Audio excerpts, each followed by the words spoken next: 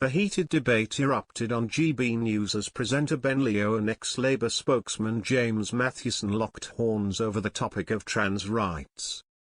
GB News presenter Ben Leo confronted former Labour spokesman James Matthewson in a heated debate about transgender rights and access to single-sex spaces.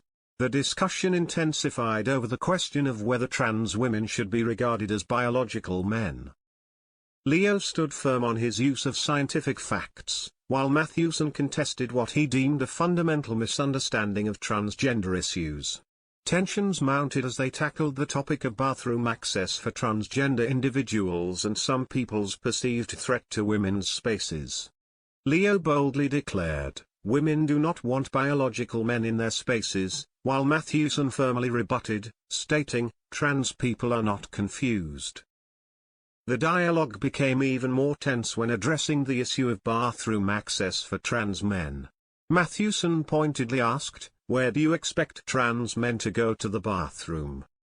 The debate intensified when Leo asserted that women didn't want to share a bathroom with a 6 feet tall man, as Matthewson claimed being 6 feet tall had nothing to do with anything and his argument wasn't making sense.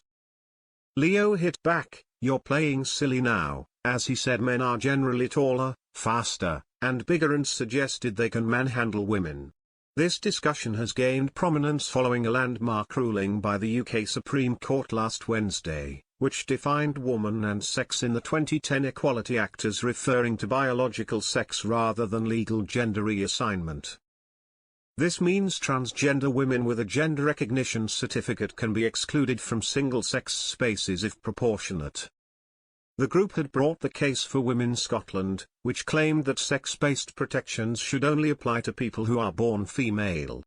The Scottish Government argued in court that transgender people with a Gender Recognition Certificate, GRC, are entitled to the same sex-based protections as biological women. Trans people will continue to have protections under the Equality Act because gender reassignment is listed as a protected characteristic.